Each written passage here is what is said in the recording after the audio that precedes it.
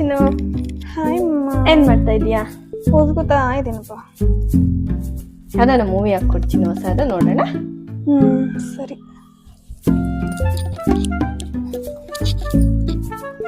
ಯಾವ ಮೂವಿ ಹಾಕ್ತೀಯಾ? ಇದು ಈಶಾ ಅಂತ. ದೇವ್ರದಾ? ಅಲ್ಲ, ದೇವ್ರದ್ದು. ಅಮ್ಮ ಫೋನ್ ಮಾಡ್ತಾ ಇದ್ದಾರೆ.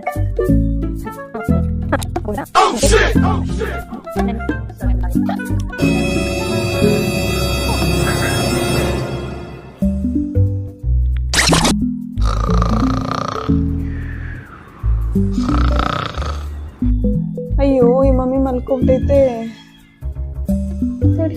ವಾಲ್ಯೂಮ್ ಕಮ್ಮಿ.